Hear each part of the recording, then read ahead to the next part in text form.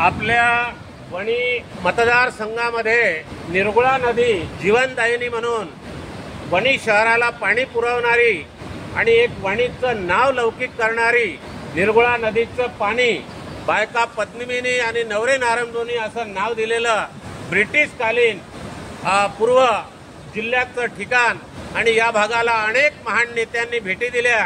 रंगनाथ स्वामीचं मंदिर सुद्धा प्रसिद्ध आहेत हजारो वर्षापासून।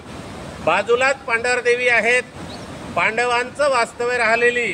बाजूलाच रावेरी आहेत राळेगावमध्ये, लव अंकुशचा जन्म झालेली।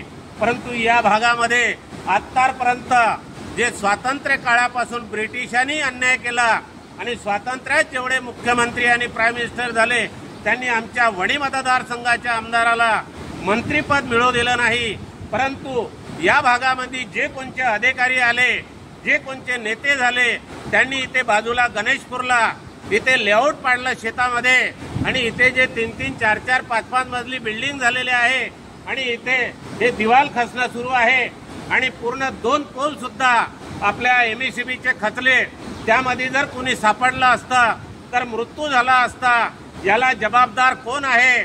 म्हणून यवतमाळ जिल्ह्याचे पालकमंत्री, महाराष्ट्राचे मुख्यमंत्री, देशाचे पंतप्रधान, यवतमाळ जिल्ह्याचे खासदार या सर्वांना मी या गणेशपूर वासियाच्या वतीने आणि भविष्यात जे हानी होणारी आहे, ज्यांनी या लेआउटला एनओसी दिली आणि या बाजूच्या बिल्डिंग भविष्यामध्ये खचतील, त्यांना रात्रीला झोप लागणार नाही, भूकंपासारखी अवस्था होतील।